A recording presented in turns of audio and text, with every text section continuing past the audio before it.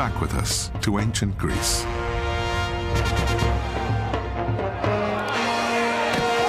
"2,500 years ago, to the original Olympic Games.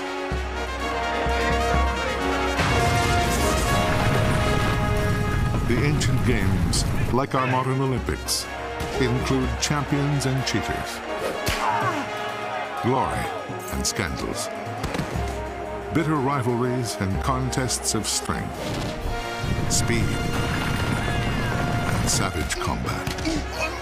The spectators went there for blood, and blood is what they got.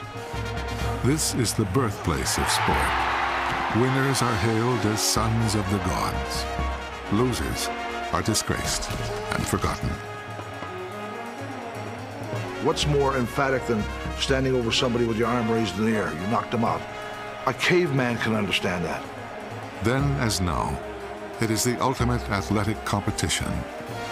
The emotions are eternal and unforgettable, a reflection of our own humanity at the ancient Olympic Games.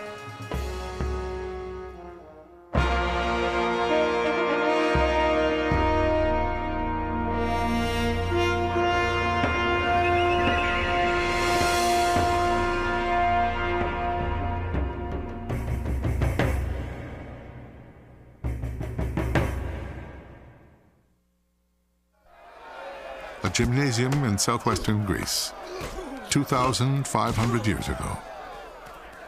Two men are at war in a pit of sand in a brutal combination of boxing and wrestling called pankration, a wildly popular and sometimes fatal sport. Closely watching the fighters in these elimination bouts are their trainers, official judges, and professional poets, the sports writers of their day, who can make or break a star's reputation.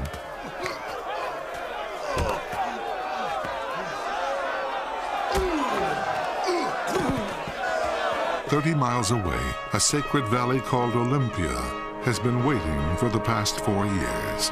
There are dozens of shrines and temples here, dedicated to Zeus, king of the Greek gods. Now, this holy ground is about to come alive as the home of the Olympic Games."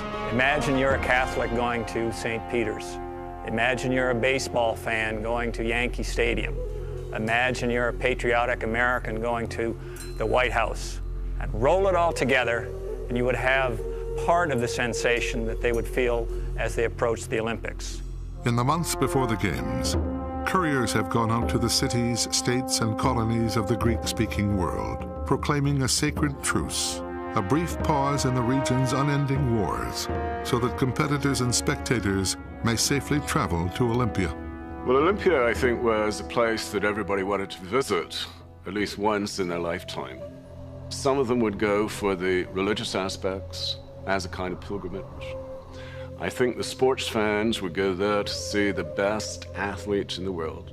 By 448 BC, the Olympic Games are already at least 300 years old. There are other athletic festivals, but the Games at Olympia are by far the most important. The World Cup and Super Bowl of ancient Greece. The earliest recorded Games Day included only a brief foot race, but the Games grew, and by 448, more than a dozen events for men, boys, and horses have been added. We know about the ancient Olympics from various sources. This is almost like a jigsaw puzzle for the Greek historians. From vase paintings, we can see the pictures of athletes.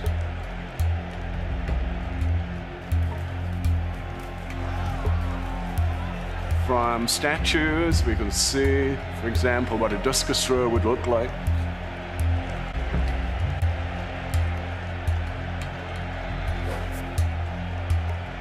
Many of the events are familiar to us because our modern games have copied them: the javelin and discus, wrestling, boxing, and sprinting. Others are unique to the ancient world: the race for athletes in helmet and armor, the spectacular four-horse chariots. Greeks are sports fans because they were all practicing these sports. Boys grew up wrestling, boxing, running. All of these sports were in their blood, as it is in today. We The Western civilization and the Greeks are the only two people who put sports so central in our culture. In 448 BC, Greece is entering a golden age. Construction is about to begin on the magnificent Parthenon in Athens, and a bold new experiment in government called democracy is taking root. But a warrior culture lies at the core of Greek manhood. The Greeks were perhaps more violent than we are, but I think the real reason behind that is because the Greeks were so involved with warfare. Many of these Greek athletes actually participated in warfare, and therefore violence was very much part of everyday life. The city-states of the Greek world clash constantly on the battlefield. And every 4 years, through their strongest sons, they confront each other again at Olympia. In sport, as in war, all that matters is winning. At the gymnasium, the Pancratiasts are training to earn their place in the Olympic finals. This is Demagitos from the island of Rhodes, son of a great Olympic champion. The father is Diagoras.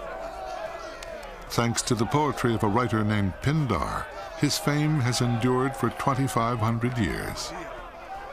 Pindar is a poet for hire. He'll praise any athlete willing to pay him. A few sweet words from Pindar, and fans start to believe that a man like Diagoras is more than human.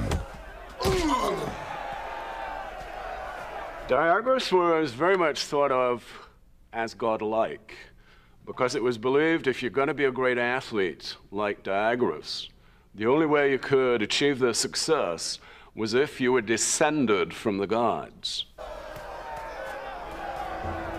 The sons of Diagoras, like all Olympic athletes, are required to spend 1 full month before the Games in training and elimination rounds.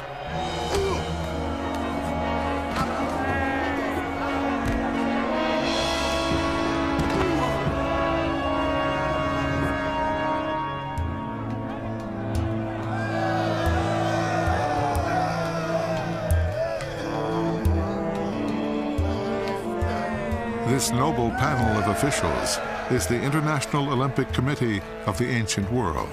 They hold supreme authority, but just like today, their rules are not always obeyed. In the ancient world, there was no sense of fairness. There was no joy of participation, which is a modern concept. The Greeks went to the ancient games for one reason, and that was winning. There are examples of bribery. There are examples of collusion, hometown judging. It was not the good old days as people think. As the Olympic Games grow in importance, cheating becomes so rampant that a row of statues to Zeus, paid for by disgraced cheaters, is erected at Olympia. Only the pedestals remain. I've walked down that hall of shame, and I've looked at what's left of the little stumps of pedestals where the footprints from the statues were, and thought about the feeling I would have if I had been the athlete who's cheated, whose statue would be there for that, whose parents were named, the city that they came from named, and the eternal shame of that. About 200 to 300 men will compete in these games. Women are not included. This is a young man named Chryson, a sprinter from a Greek colony in Sicily. Chryson's desire to win is so strong, he vows not to touch a woman or another man until after his race. You can have the greatest body, you can have the greatest coach, you can have the greatest technical equipment, but if you don't have that flame, that desire, and that will to overcome everybody else, to be there, to be the best, you won't succeed. At Olympia, that desire is sometimes mixed with pure greed, especially when the wealthiest men in Greece enter their finest horses in the chariot races. Some owners are ready to cheat and bribe their way to victory.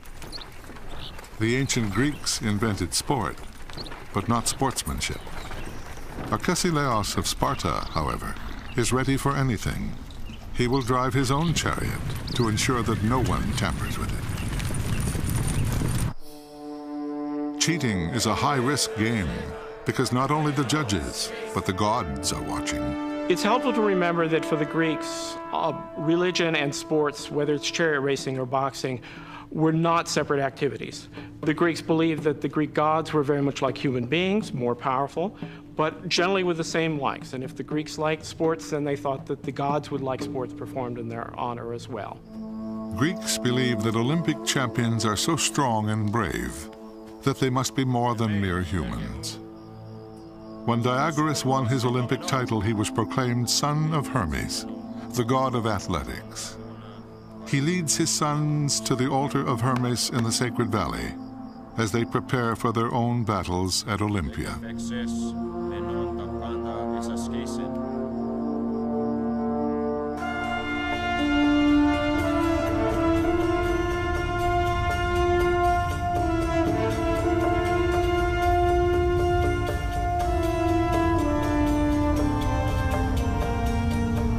One more ritual remains before the action can begin. An oath to Zeus of honesty and fair play. You did not come as a team. You did not come as Team USA. You did not come as the Canadians for a particular event. You came as an individual. You paid your own way. Your father came with you, along with presumably your brothers as well.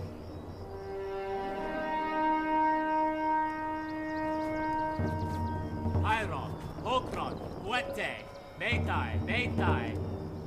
Ago now, setai, paroton, kekon.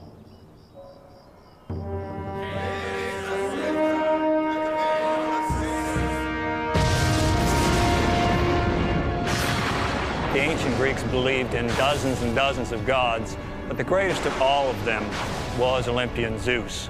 So he, in his power, could strike with lightning bolts. He could uphold the idea of justice among men, a worthy god to whom to dedicate your finest energies in Olympic competition. An August moon rises over the Sacred Valley. The power and the pain of Olympic Games will begin at dawn.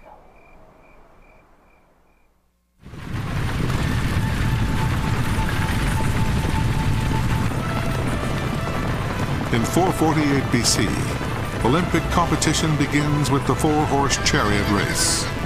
It is the Formula One event of the ancient games.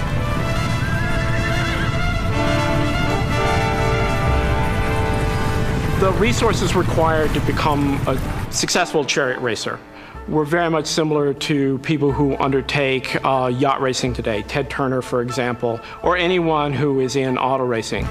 We can estimate that one racehorse might cost you $30,000, $35,000. Much of our knowledge of chariot racing comes from the richly detailed pottery that formed part of the winner's reward. We have vase paintings, which are very useful for technique, because putting a series of vases together to depict a sport will often tell us a lot about equipment. The chariots are flimsy and fragile, designed for speed, not safety. The charioteer controls his team with a whip in one hand and leather reins in the other. The middle horses are yoked to the chariot for maximum pulling power. The outer horses are attached only by thin straps. Their role is to steer the rest of the team around the tight and dangerous turns. The horses are barely larger than our modern ponies. Protective horseshoes won't be invented for hundreds of years.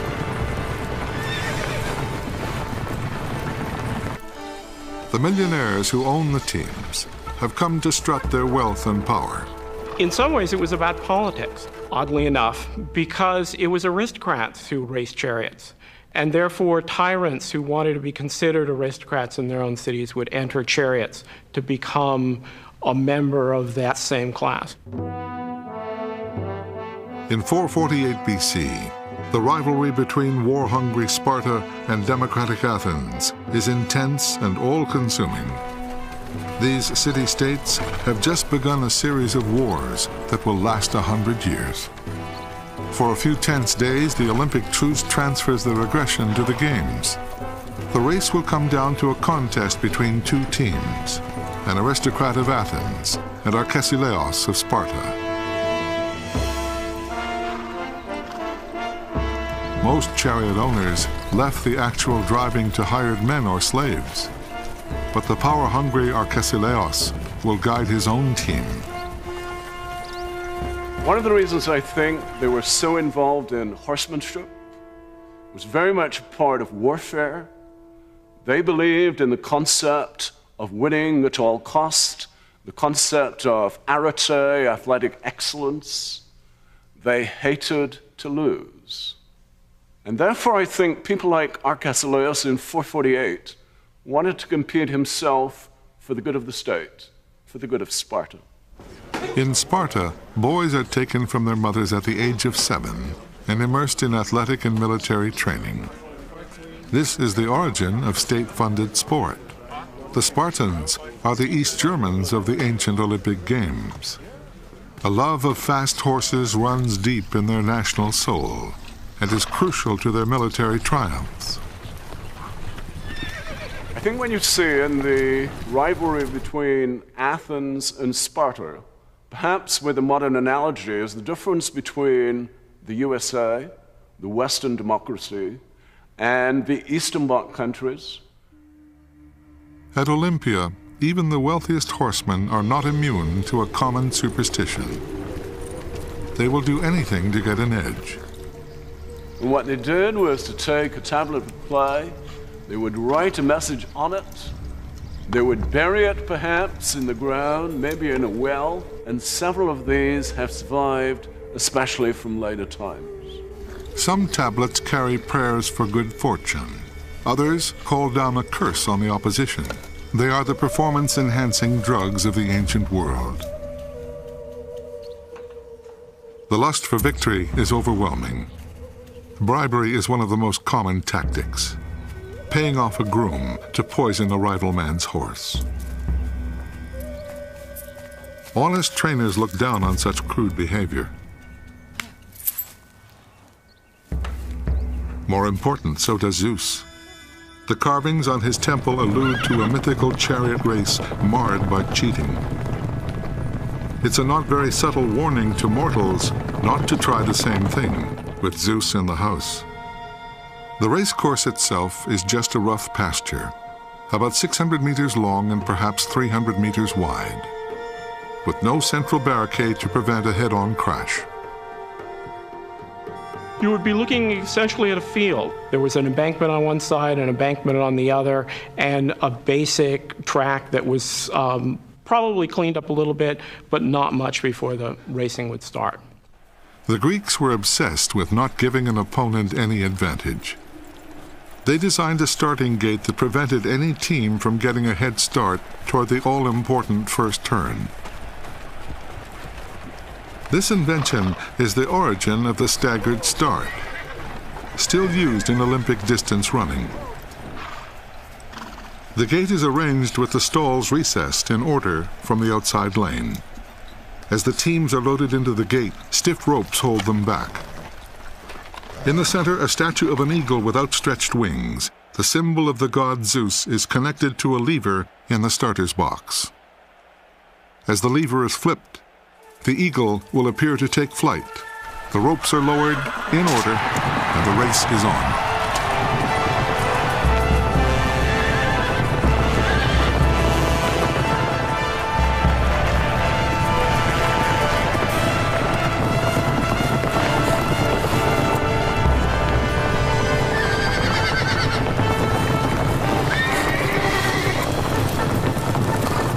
There seems to be a rule that in the start of the race, you had to keep to your lane, as you do in an 800 meters race. But after that, it seems that anything would go.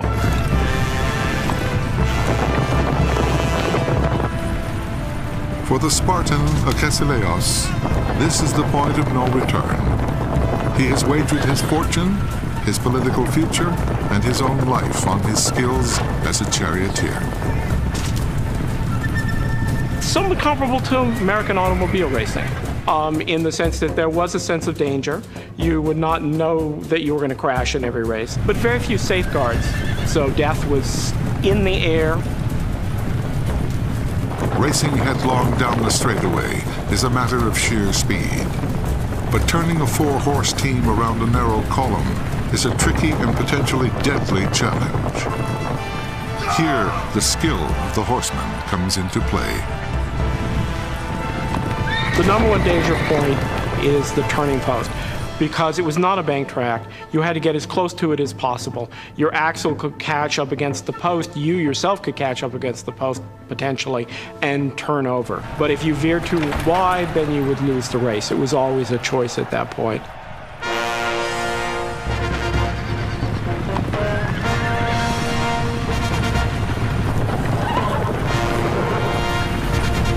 A wrong decision lets another team take the lead.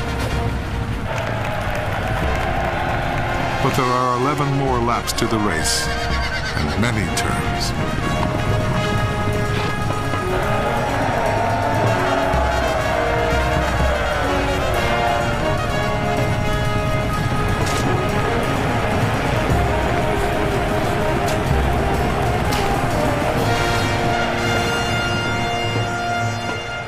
There's also no central barrier between the two posts. The Romans decided that they needed a central barrier between the two posts to keep chariots from crossing over from one lane to the other, and we do have a description of a head-on crash.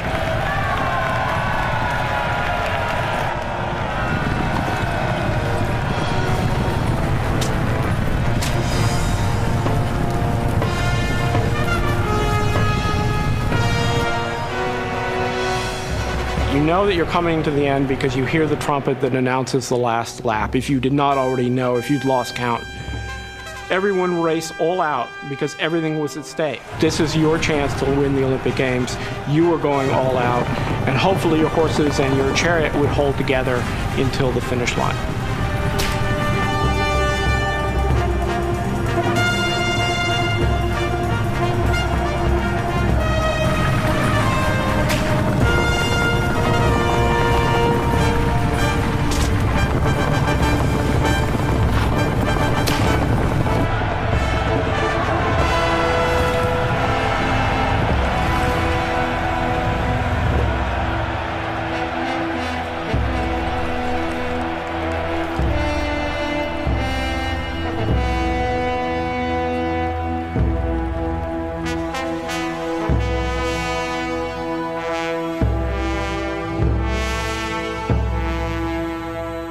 The gamble by Arkesileos pays off. He is draped in the red ribbon of victory. He has earned the prize he came for. Victory for Sparta, a shameful defeat of Athens on sacred Olympic ground.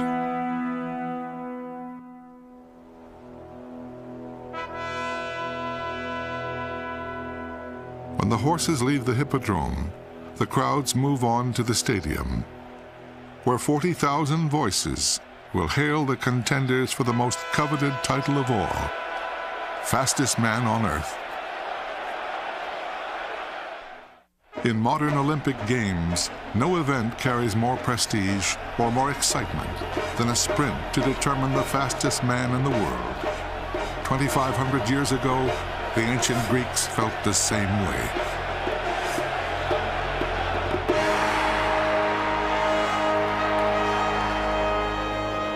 You would be assembled in the stadium, perhaps some 45,000 people strong, not sitting in comfortable seats, not having paid tickets, but standing on the green banks around a very humble stadium by any modern standard. The excitement would be palpable. There would be sweat and dirt. What you're smelling is this tremendous stench from the people. There would be a lack of hygiene among the people. There would be no bathrooms, as we call them today.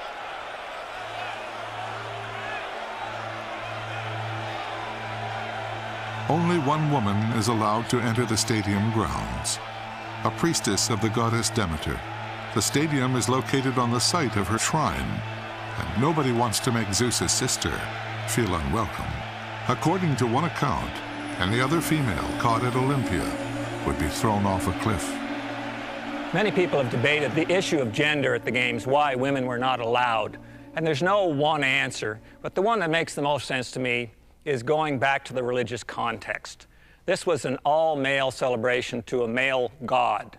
The women, it's awkward to say it, but we would be perceived as polluting the site, especially mature women coming into this situation. Females did have their own competition at Olympia, and it's known as the Heraia because this is a festival in honor of Hera, the wife of Zeus. At the Haraya, there was only one athletic event.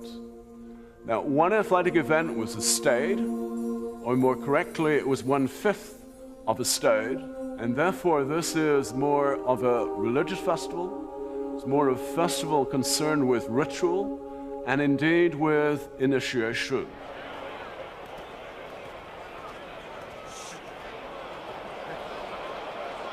In ancient Greece, each Olympiad itself is linked forever with the man who wins this race. Kairate, athlete, tute sti Olympia. Chryson from Sicily and 7 rivals will run in today's final, dashing straight down the 200-meter dirt track. 8 men carrying the prayers of their families and years of dedication and training. The beginning of the race, for me, you don't really think about a lot of things. I think that all the work that you've done, you should have already done all of that work before you got there. So there's really not a whole lot to focus on other than the things that you've done in the past to get you there. A striking aspect of the ancient games was the total nudity of the athletes in the stadium. Charioteers wore sort of a costume, a chiton, but the other athletes were completely nude. No sandals, no jock straps, nothing. Well, in the year 720, we have a famous athlete called Arsippus, who took part in a race. His shorts fell off. He finished the race without them, finished first. And all his rivals thought that was the secret to his success. So in the next race, they all ran naked. Some people suggest that athletes could run faster without the loincloths, aerodynamically. Tests at the University of Michigan have shown that this is not entirely true. Running naked probably wouldn't work, just because you know.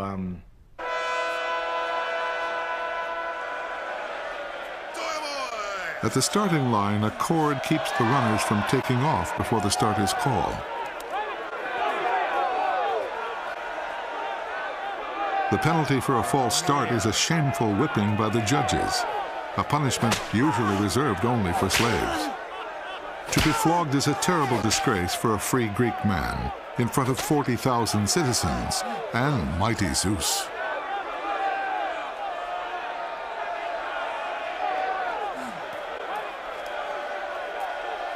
I wouldn't find it demeaning, because I think that you get flogged now, you get punished. I think it's just, we're in a different place, a different time. So I think being flogged then is equal to you being penalized for a false start, and if you get 2 of them, you're out of the race. At the modern Olympic Games, the winner of the 100-meter dash can expect to earn millions of dollars in bonuses and endorsements. In 448 BC, the rewards are just as great. On the starting line at ancient Olympia, there is a lot more at stake for Chryson and his rivals than a red ribbon and olive leaves. They could expect to receive an enormous amount of money from their home city. Now, this is something like 500 drachmae, which doesn't sound much to us, but this would be the equivalent of several years' pay for the average person. It has been said that if you won at the ancient Olympic Games, you were set for life. There were material benefits that definitely came with it. In ancient Athens, for example, you could go to the town hall and get a free meal, basically, as long as you lived. There would be cash prizes. There would be seats of honor at the theater. In other places, in different times, you might get relief from taxation. You might get a special parade into town. Now the moment has come. 20 seconds of running to crown an Olympic champion, to make a man a god. The athletes were especially motivated by competition. There was great shame at finishing second. And that's one of the basic differences between the modern world and the ancient world. It's winning or nothing.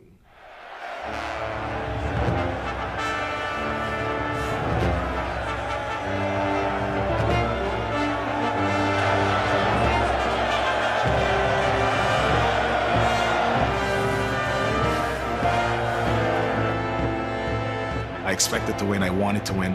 I had already beaten my opponents mentally leading into the game, so I knew exactly what their weaknesses were, and I still hadn't shown all my strengths.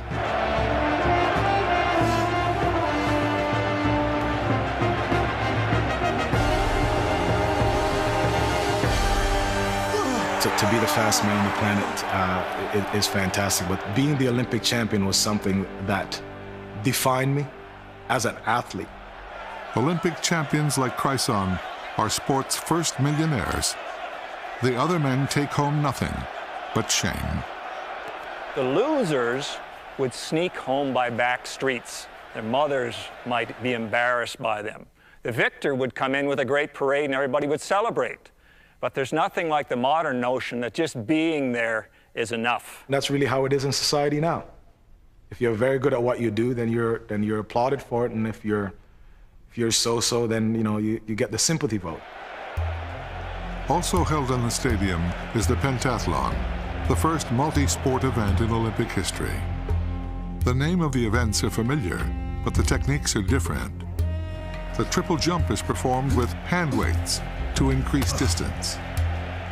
There are examples of athletes in the 5th century who could jump over 55 feet. In the modern world, nobody can come close to that. Some of the experiments have shown that if you start the jump by throwing these weights forward in front of them to give the added distance, and then bringing them behind them for the balance, that would achieve the approximate distance.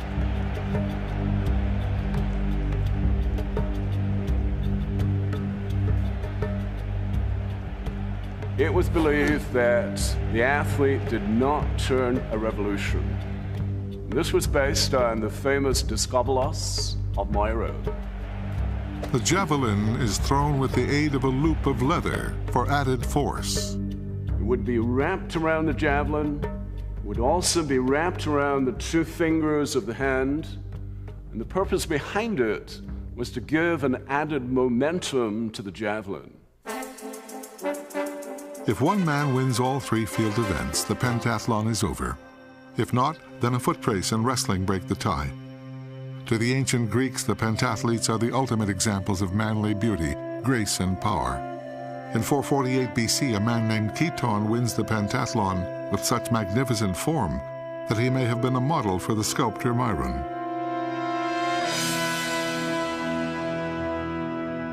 Myron was at the height of his career at this time. It is a possibility, but many of the artists took their models not from single athletes, but maybe from a group of athletes. They took the best qualities from each. The charioteers and the runners have had their moment of glory. Now it is the fighters' turn. 3 men enter the Olympic spotlight. The great champion Diagoras and his 2 sons. A new generation come to battle for the honor of their family and the glory of the island of Rhodes. We are 2,500 years back in time, on the verge of a completely familiar event, Olympic boxing, perhaps the most primal of all forms of human combat. Today, Diagoras, the former Olympic champion, will watch his son Akousileos fight for his first Olympic wreath. I think if you're talking about the modern Olympics and the ancient Olympics, boxing would be much more violent. It would be much more violent because there were no time limits. The blows were largely at the head. There's no padding. The blows were at the nose. From vast paintings, we can see the blood spouting out of there. You could gouge out the eyes. You could knock out the teeth. And some of the athletes pretended to be tough and swallowed their teeth so as not to encourage their opponents. Fighting is very basic. It's kill or be killed. I mean, that's what gives you that edge. That's what gives you that adrenaline flow. The very fact that you know that he's going to do his best to beat you into submission. And of course, you have to counteract that or make sure that you don't get beaten into submission. You have to beat him into submission. It's simple as that. What I got here, George, are ancient jimentos. Now, these are not the gloves that you were familiar with. These are not the 8, 10-ounce large padded gloves. These are long strips of leather. And this is the ancient form of boxing glove from about 2,500 years ago. The idea is to wrap it around the hand. It is largely protection. What I'm going to do is try and demonstrate it here on your left hand. If you can hold on to that right there. We will do several cross pieces. We will go to the wrist.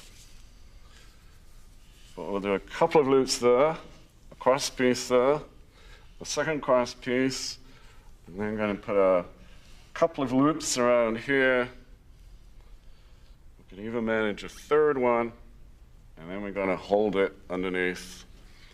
We'll try and tighten it up a little bit, pull this in, and there you've got a Jimenez from 440.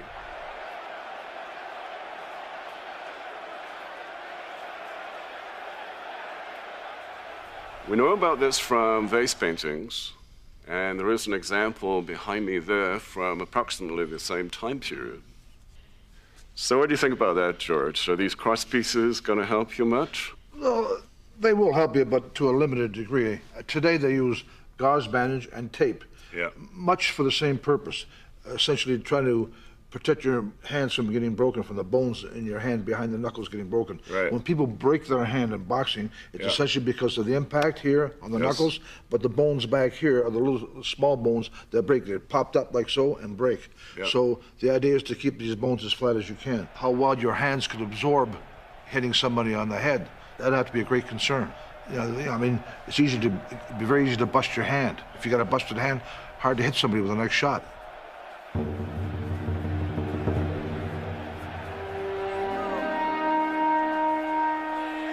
2,500 years ago, there is no ring, no ropes, no bell, no limit to the amount of punishment that a man can absorb or deliver.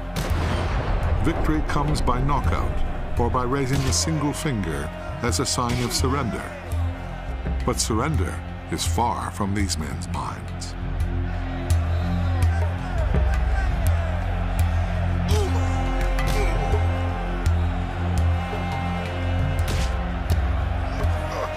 If you had an overriding fear of getting hurt, it would limit you in a lot of ways.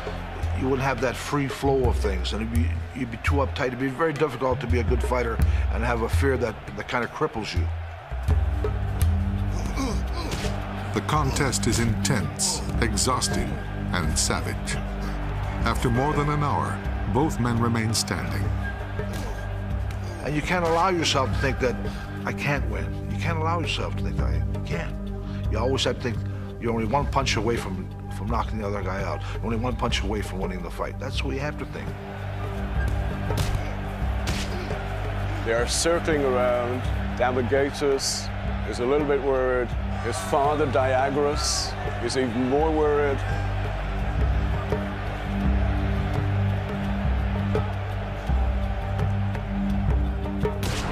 I would like to have been a warrior in those days, you know, when you know the fight could go on virtually forever. I think I would like that. But I don't think it's for everyone, but for someone like myself, who was a pretty durable guy, it would have been right up my alley. Oeste.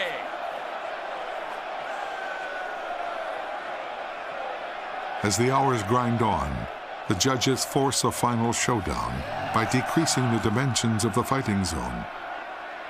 You have to move to the next event, and therefore to make it move quickly, you bring in the ladders or the measuring rods.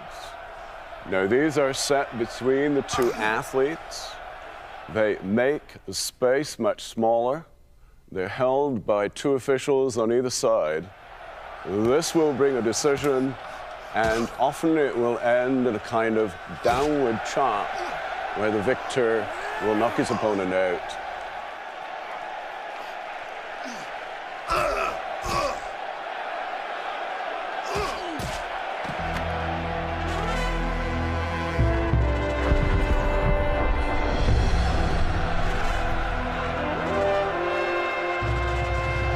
At last, after 3 hours, Akousileos lands the final crushing blow. The fight is over, and the son of the great Diagoras is himself an Olympic champion.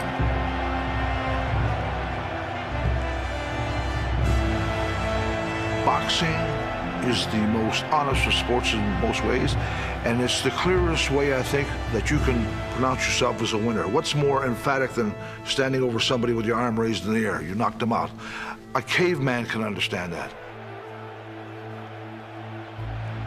Next, it will be the turn of Damagitos as he enters the arena to compete in the most savage event of the ancient Olympic Games, the Pankration.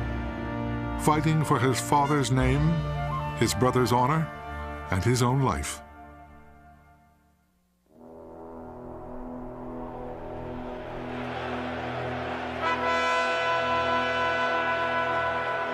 At the Olympic Games of 448 BC, only one event remains, Pankration, the most brutal and the most popular of the ancient Greek combat sports.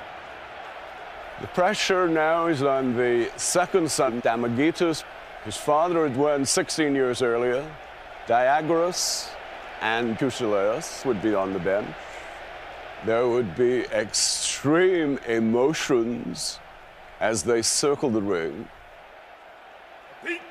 This is sport and war combined, hand-to-hand combat to the brink of death.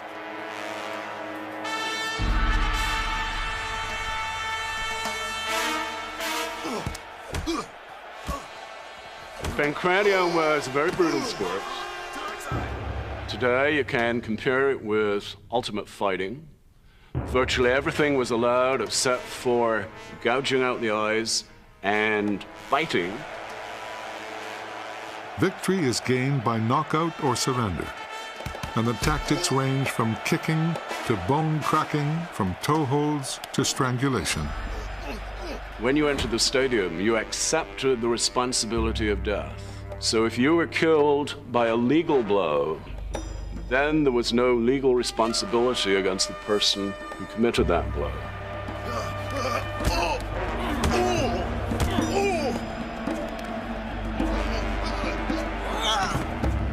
The object is not to kill the other man because if the victim has fought nobly, the olive wreath may be awarded to his corpse. There's lots of grappling and pulling and punching and twisting. And also there's this nasty habit of breaking the fingers. And this was very much part of the Pankration. And one athlete in particular had this nasty habit of breaking his opponent's fingers and was known euphemistically as Mr. Fingertips. The poet Pindar describes one of the classic moves of Pankration like this. The athlete who falls on his back stretches out his arms in front of him and draws up his feet, kicking powerfully, just like a fox, who, when the hook-clawed wild eagle rushes on him, turns on his back to defend himself.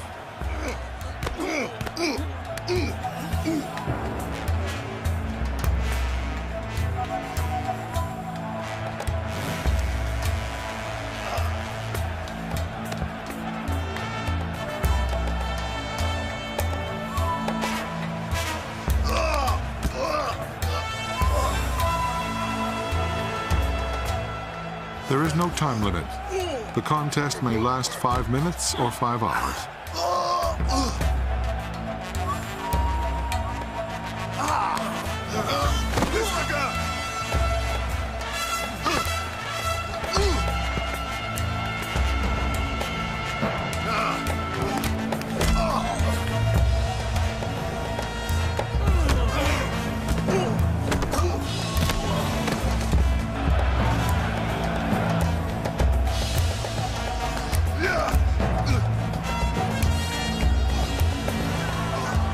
For the giant Damagitos, the way to destroy a smaller, quicker man is to concentrate on the legs, twisting an ankle until it fractures and the pain becomes unendurable.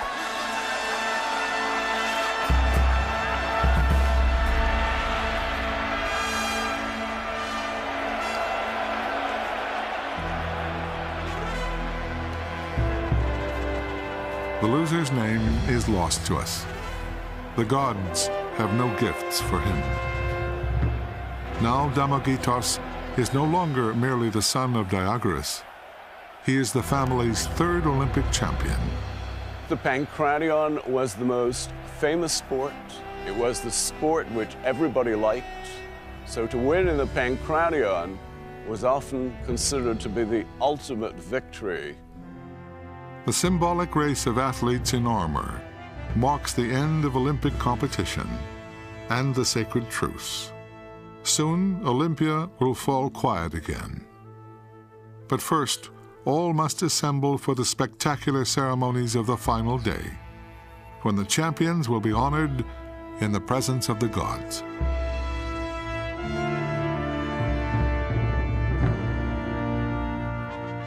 A humble wreath of olive leaves crowns the sons of Diagoras.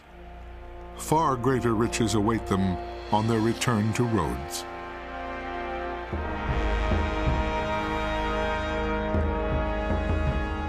When it's all over with and that wreath is being placed on his head, that is the moment of satisfaction when he must tell himself he didn't do it all himself. He aspires to be more than mortal. Zeus will strike him down. I remember when we got our medals, and I remember what it was like standing on the podium. You go through that in your mind almost every day of practice. You visualize being there, doing that, living that. That's your drive. From a modern point of view, these wreath prizes don't seem like much, but to an ancient Greek, they had tremendous symbolic quality. The wreath, after all, is composed of olive leaves, leaves associated with Zeus, and it represents, in effect, divine favor. What that wreath will bring you is a notion of kleos, or fame, enduring fame. You could live on in two ways. One is through your family, and Diagoras had done that with two fine sons who would go on to Olympic victories, and his grandchildren would go on to Olympic victories. The other way was to win a victory yourself, so that your name would be remembered. At this moment, legend holds that someone in the crowd calls out, "Die now, Diagoras." There is nothing left for you but to ascend to the realms of the gods. The name of Diagoras of Rhodes still echoes as champion and father of champions. Akousileos has chosen his father's sport of boxing and won the sacred crown. Damagitos has triumphed in the savagery of the pankration. They sought immortal fame, and they achieved it, for we still remember them today. Chryson of Himera will go on to win 2 more Olympic sprinting titles, a feat no modern man has ever equaled. And the triumph of Arkasileos in the 4-horse chariot race begins a streak of 7 Spartan victories in 8 Olympiads, broken only when Sparta is thrown out of the games for violating the sacred truce. The heroes are crowned, the crowds depart, and the games are over. The sacred valley of Olympia will lie quiet for 4 years, only to reawaken yet again for another 5 days of ritual and sport. This will continue for 800 years until Roman emperors, having conquered the Greeks, order the games and the worship of Zeus abolished. Through the Middle Ages, the sacred valley is destroyed by floods, the stadium buried, the hippodrome washed away. The site is abandoned, but the dream endures. I think it's a magic place. I mean, a lot of people just see dust and dirt and crumbled stones and say, who wants to see the ruins again? I could go back and go back and go back. It is like a touchstone. It really is. It's about who we are, where we come from. In 1896, Baron Pierre de Coubertin revives not only the sports of the ancient Greeks, but the spirit. Every other year, a procession of priestesses comes to this sacred valley, lighting a torch that will be carried to a new Olympic city as millions cry, as in ancient times. Let the games begin.